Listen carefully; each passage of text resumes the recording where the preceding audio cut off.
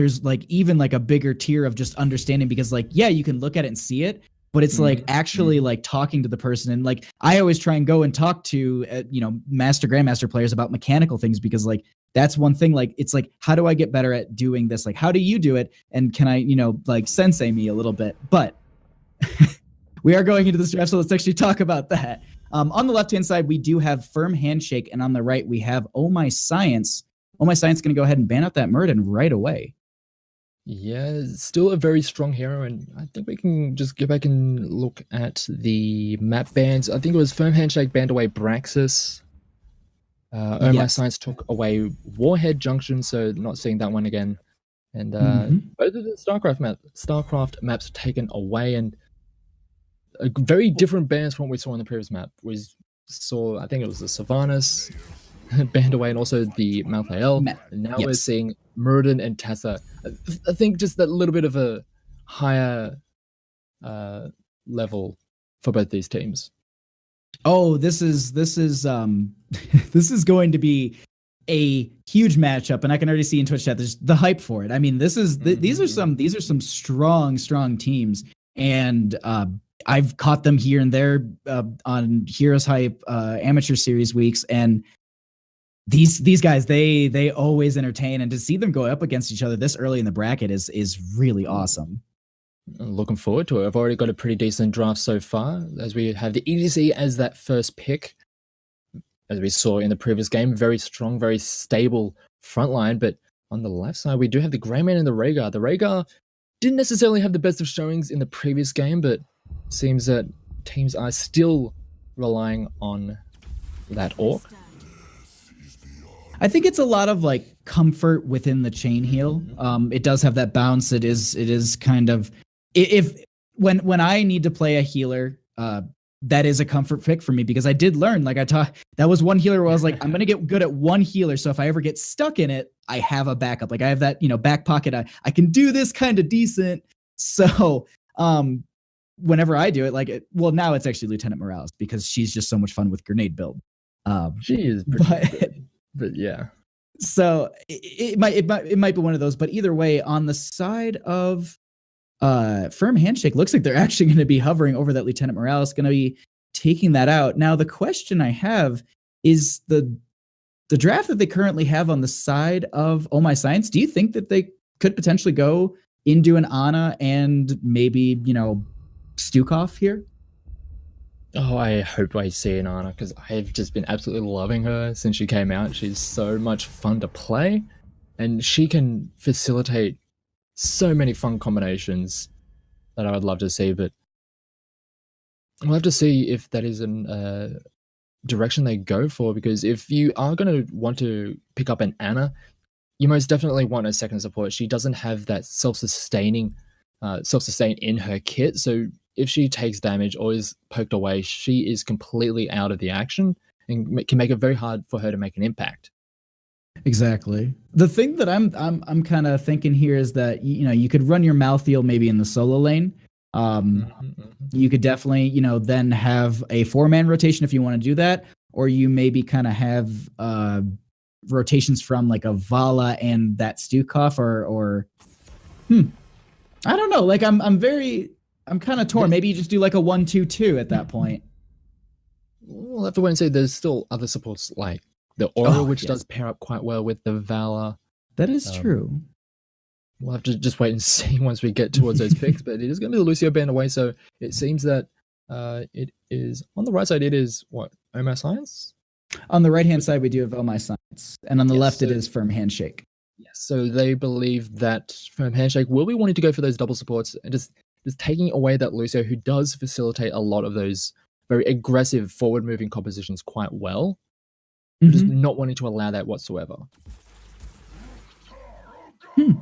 We're actually going to have a Garrosh. I just noticed, like, me personally, I'm just like, Garrosh, wow, you made it very far into this draft.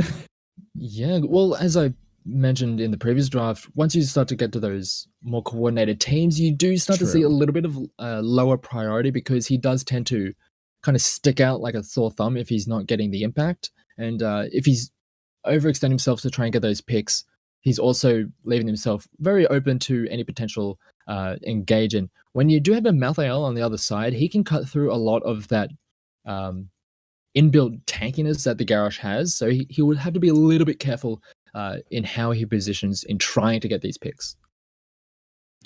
And that's the dive though. I mean, realistically, you could combo that Malfurion into the Garrosh, and it could be devastating. They do have It's almost it's very reminiscent of the Malfurion and the Stitches combination, where you have someone hooked in, and then you immediately have the roots down there for the follow-up combo. And we do. I think you got your wish. Oh yeah, and we do have the double support, so the Kharazim is going to be there as well. And one thing I like about Kharazim in a double support setup is that he has that very forward moving, and he can be very aggressive on his own. Kind of similar to how the Rhaegar plays. He wants to get in amongst it. He wants to punch on. He wants to deal a little bit of damage, a bit of extra supplementary damage, and he will also have those extra heals to help out that Ana should she get caught out even the slightest bit. So very nice compositions coming out, to be honest, on both sides. The Falstad rounding off the firm Handshake lineup, and I believe it will be the Falstad up against the Malthael, so the Falstad should have a reasonable time if he doesn't get caught out by any potential roaming on the side of MSI. So very interesting lineups for both teams. Yeah, and the other thing to consider here is I'm like, oh man, that's great for firm Handshake. They picked up a global, and Oh My Science won't have one, but I mean, you can totally go stage dive here. It can totally work for you. So, I mean, it's not the best way to rotate around the map, but at the same time, you can pick that up, and it is a crazy threat. Then again, let's be realistic. On a map like this, where you do get a lot of these team fights around these points into the late game and these choke points in the bushes, you definitely do get those situations where a mosh pit is so much stronger. So on the left-hand side, we are going to have firm Handshake with D. Stevens on that gray main, IB-Tings on the Falstad, E. Kevin on the Garrosh, E. Toby on the Rhaegar, and Lex Uther on the Malfurion. And on the red side, we have Oh My Science. We have Troy 1010 on the Vala. We have Battery on the Kharazim, Hotcho on ETC, Dark Chimera on the Ana, and Sarayu on the Malthael. I don't know how to really describe my level of excitement for this matchup here, because these teams are just, I've seen them in the past quite a bit, and they're really, really strong. And just overall to see them on this new patch with all these changes, to see what they, how it's going to affect the gameplay. If we see, maybe a little bit more passive play, if we see them maybe be still just as aggressive, but maybe there's more punishment, we'll see. That's my big question. Yeah, and we do have tools to punish very well on both sides. That Garrosh on the side of firm Handshake, and that ETC on the other side to try and punish those overextended members. But we do have Hotcho just moving in to deal with that scouting drone. Does manage to get out of the way from 4 members, so a nice little escape there. But as you were talking about the kind of laning setup coming out from both sides, we do seem to be having a bit of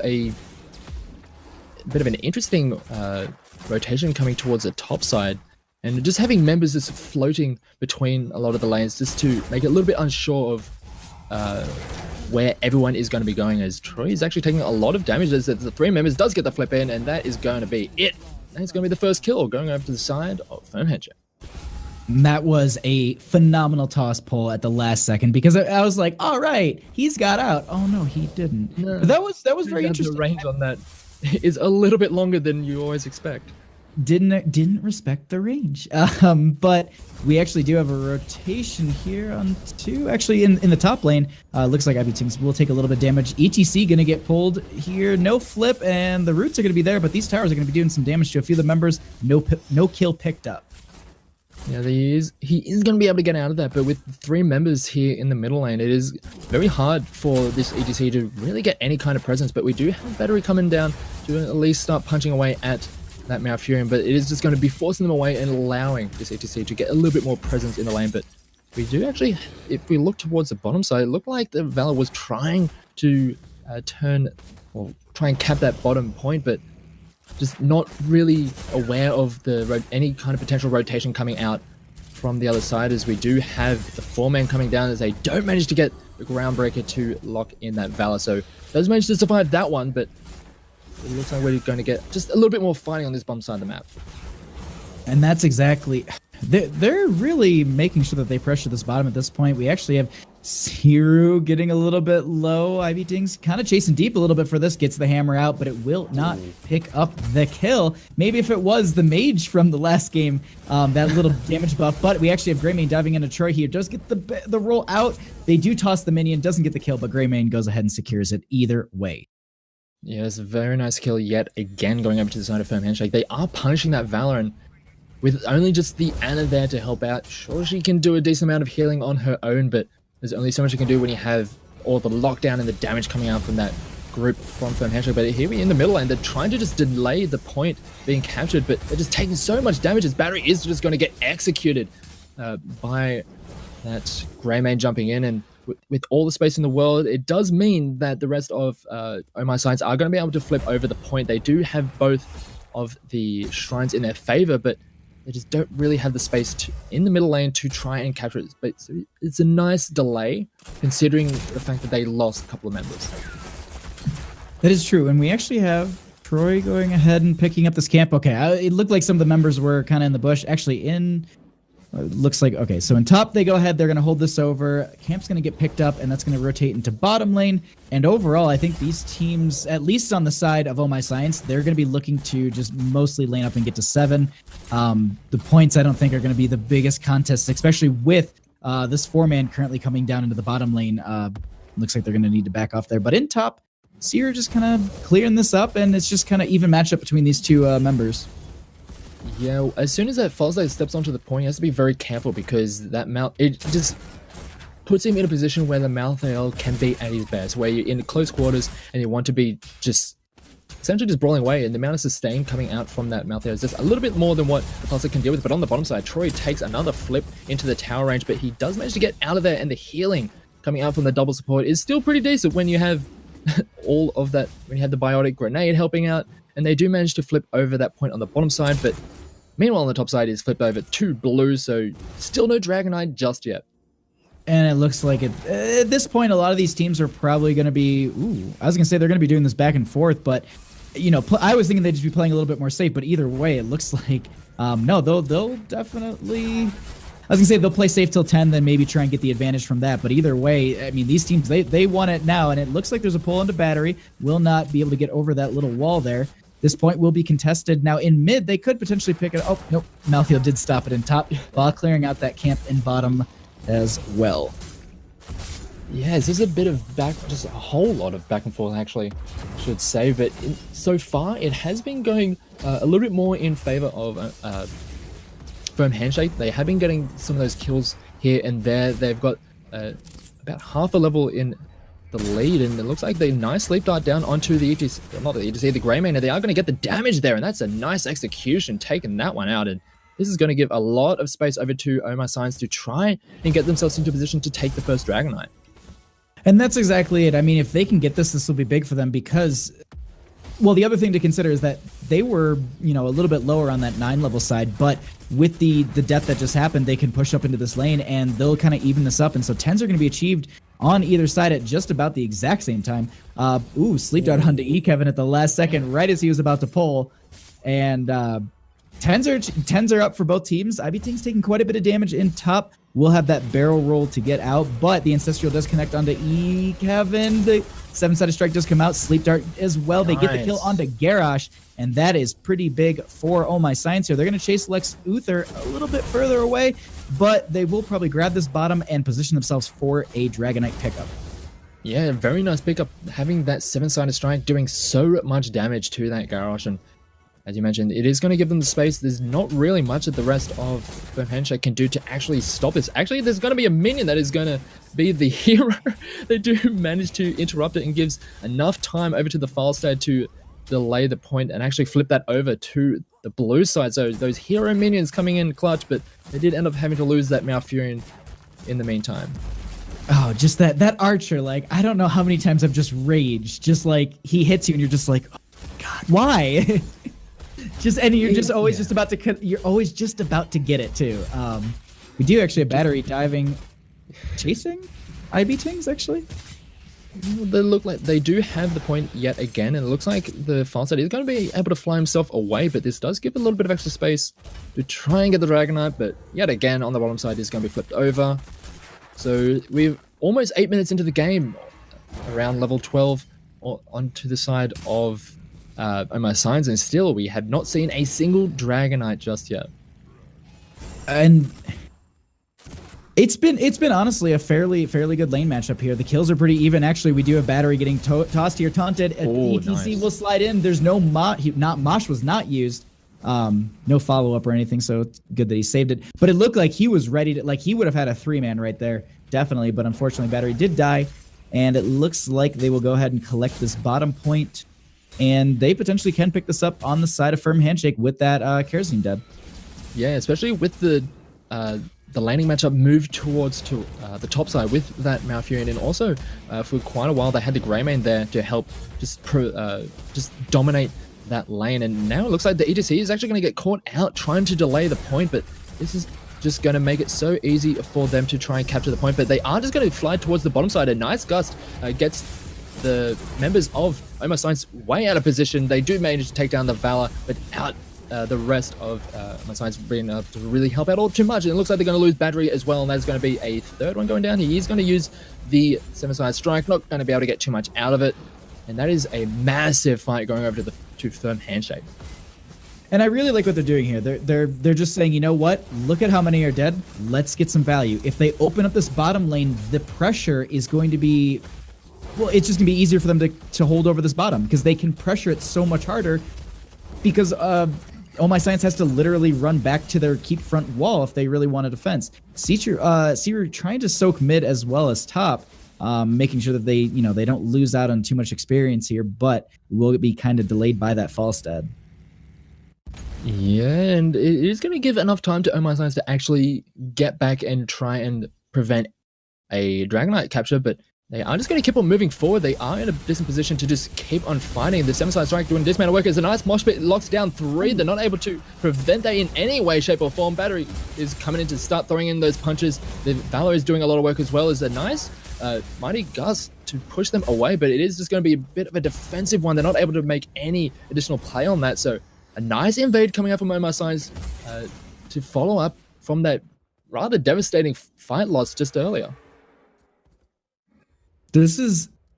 I still can't believe we don't have a Dragonite. And the insane thing to me right now is that the team that got wiped and you would have thought would have lost over the Dragonite actually are going to be picking it up here. And so this is going to be the first one. It's 10 minutes in, yeah. Malthael's going to jump into it, and they're going to be opening up this bottom mid lane a little bit.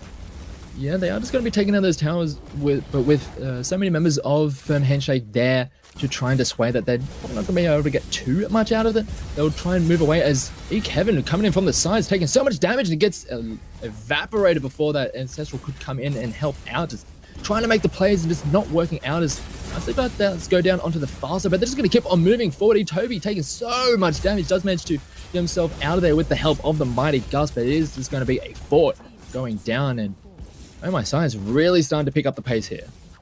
That was really big for them. On the side of Firm Handshake to make sure that they didn't lose that Rhaegar there and that he got away with like 200 health.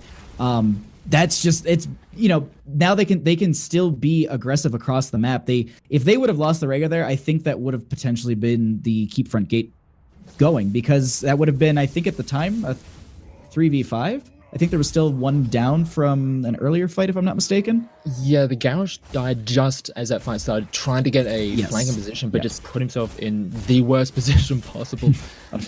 So yeah, it was a great push coming out from my Science, but Battery moving up to try and defend this top outer fort, as the rest of the team is just elsewhere on the map. He just has to give it up. There's nothing he can do to stop this one from going down.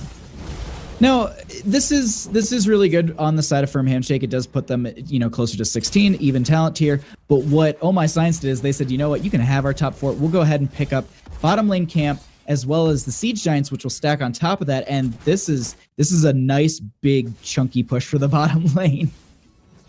Yeah, but one thing that the Garage does do when you start being pushed onto the defensive. It forces your opponents to be very cautious in their sieging approach. You don't want to step too far forward in the risk of getting caught out, as the taunt does go down as HTC tried to come in with that mosh pit, but a nice Ancestral as the Mouth AL is gone in and doing a lot of work, gets silenced thanks to the Twilight Dream as the file set is executed as Choi gets in, manages to finish him off as a nice Sleeping Dart locks down 2 members, and this is actually just going to be the keep going down.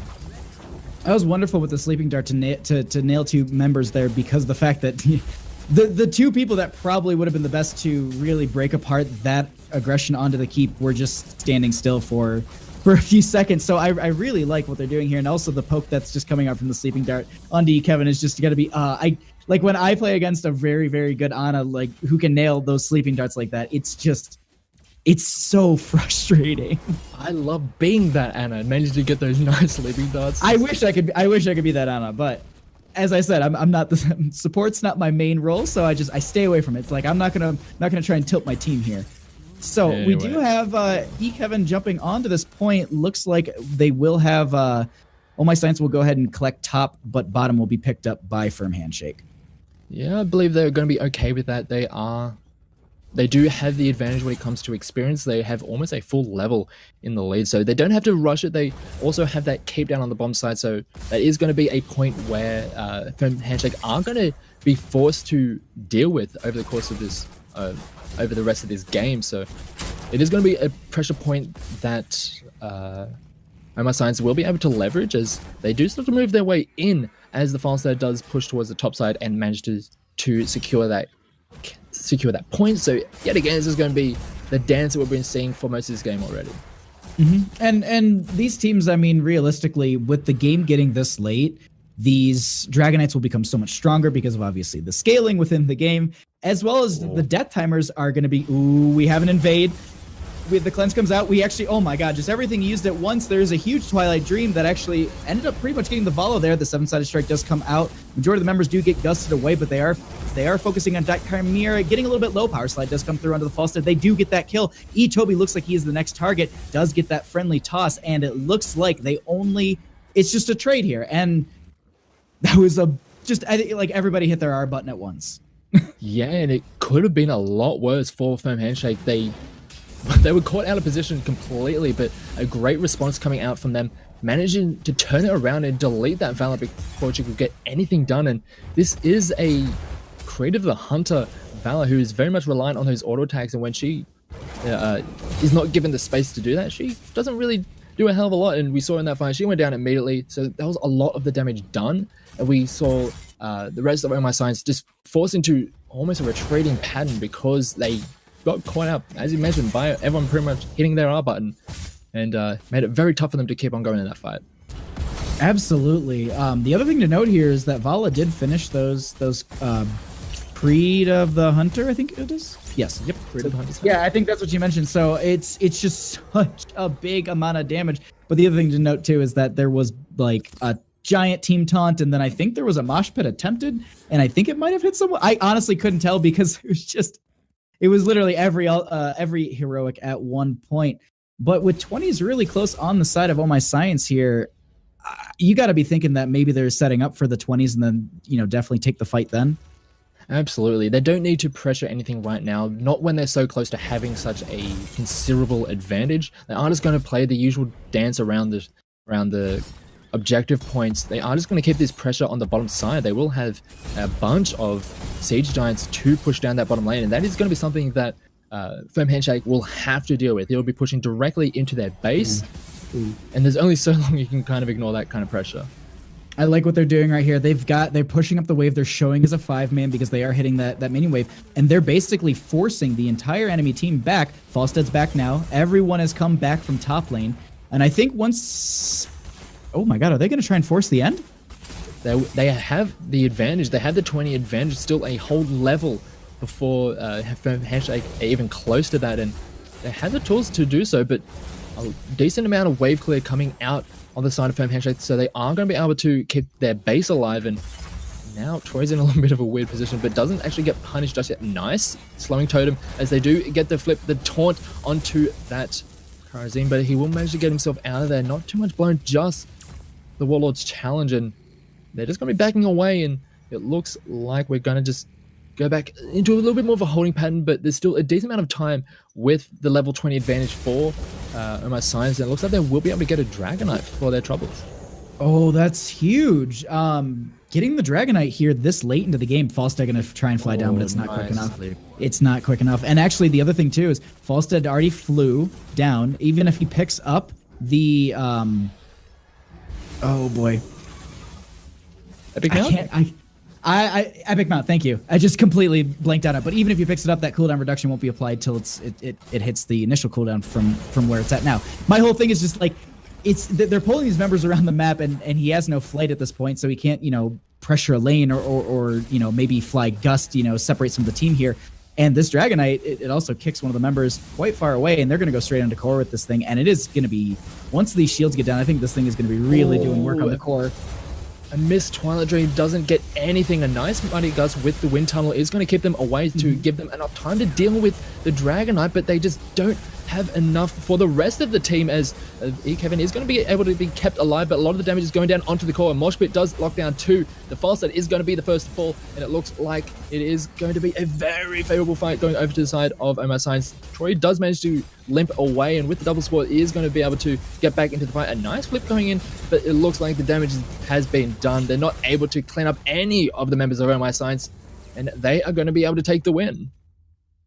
That was... I can't remember ever casting a game where they forced an end like that. Like, typically you see, it's like, all right, we won, we got their tank and it's 4v5 and we've got a minion wave, like, coming down the lane. Like, that's when you typically see that stuff. But they basically were just like, we're going to get 2 camps. We've got our wave pushed up. Let's go to core. And then they tried to end it with that, and then just, walking it down with the Dragonite obviously did it for them. But that was just so insane for them to do that. It did pull a lot of the members out of that top lane, but overall, it was just such a weird thing to see. It's just like they're trying to kind of end here a little bit. Yeah, it was a very definitive way to try and end the game, and as you mentioned, it didn't necessarily work out thanks to the very efficient wave clear coming out from the side of Firm Handshake, but it just gave that extra space for Oh My Science to pick up that Dragonite and then just run it down yet again, and they just didn't have enough in the tank to try and bust through that the double support coming out of Oh My Science. The Ana and the Karazim able to do a decent amount to keep those very important members alive. The Valor doing so much work, darting in and out of these team fights. And sure, she may have died a few times overextending early on in that game, but once she got ramped up, once she managed to finish off all those created the Hunter stacks and then get those later talents, she was able to shred through a lot of pretty much any member of Firm Handshake she was able to deal with. It's that was so insane to me. It's just like how it was just a really, really well coordinated game from Handshake, or from Oh My Science. From Handshake, they did a phenomenal job. Oh no, phenomenal job. But like, into the late game, it really felt like Firm Handshake. They were all there, but it just, Oh My Science was just, they were, I don't know, like it was just all the members were just like, they were targeting correctly. They were focusing the right members. They were communicating very well. And I think that it just, in that last little bit with that Dragonite, I really think it just kind of threw Firm Handshake off, and they really kind of threw them for a loop, the way that, they got pressured once, and then they basically just got pressured once again with the Dragonite.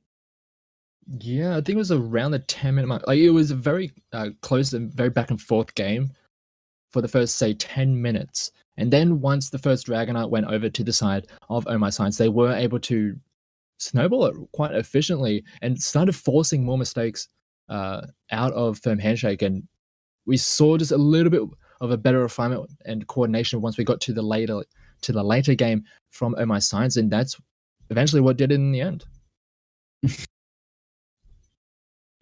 I love it. Now, looks like we're going to go ahead and take a quick 5-minute break while we get set up for our next series here.